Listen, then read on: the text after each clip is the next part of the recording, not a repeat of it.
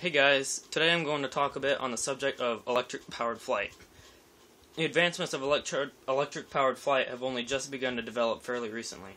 The first successful full-scale manned electric-powered aircraft began as an ultralight aircraft. This, however, is not a very practical design, as it cannot travel long distances or carry much payload. Advances in the technology and design brought a group of scientists and experimenters up to the design of the Taurus G4. This is the most successful, fully electric-powered airplane, having traveled 200 miles in less than 2 hours. This was a great step in advancing to electric flight throughout the world, proving that it can and will be done. The technology used in these electric full-scale airplanes is relatively close to what is used in electric model airplanes. Such things, very obviously, are motors. This is what's called a brushed motor, which is the most common type of direct current or DC motor. The way it works and the reason why it's called a brushed motor is it uses the magnetic brushes that rub along the commutator, creating frictional electricity, giving the magnetic rotors an electromagnetic charge, causing the separate polarities of the stators to rotate. There can be a problem with brushed motors, however. For example, some dirt or oil get into the motor. It prevents the brushes to move smoothly, and the brushes cause wear on the commutator and casing and get worn down eventually, also causing it to lose power. This problem was resolved by developing the brushless motor, which is the same general concept as a brushed motor, except it eliminates the brush.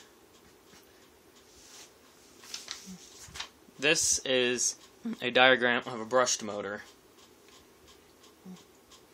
It instead just electrifies a system of electromagnetics or stators, and it moves in accordance to the polarities of the magnets inside the commutator.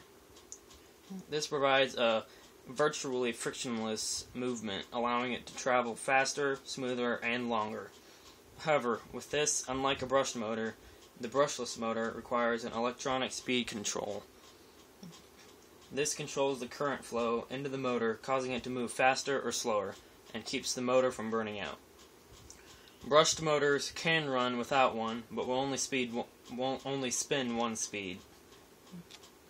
This brushless motor is called an outrunner because the compartments that move like the magnets outside the commutator are attached to the casing instead of the commutator. To help you understand, I have a diagram right here. Pretty much it just electrifies these are the magnets that are attached to the casing or commutator, to the casing, yeah. And it electrifies this electromagnet, causing each polarity to serve its scientific function, causing the rotors to move.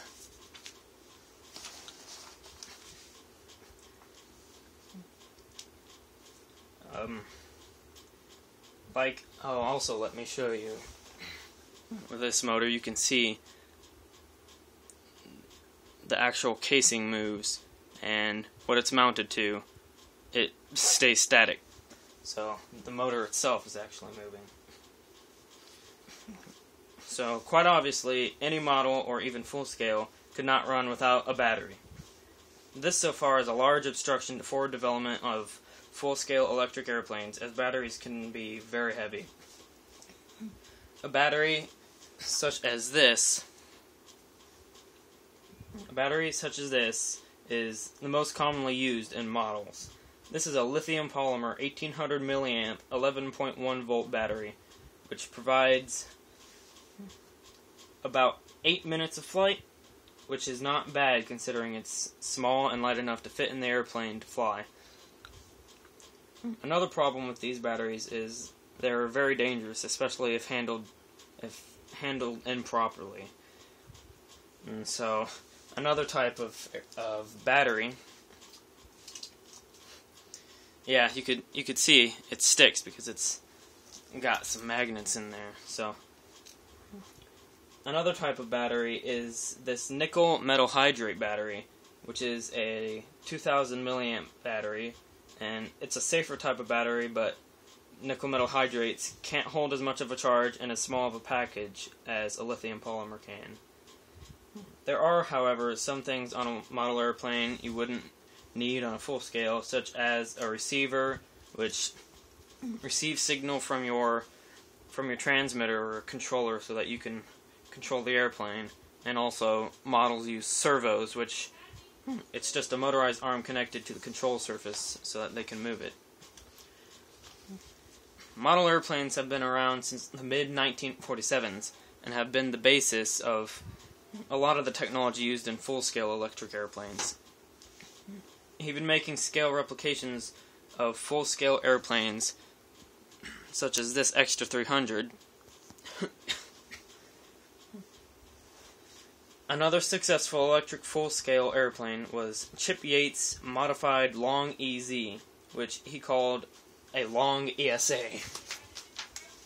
Here's him after his first record-breaking flight.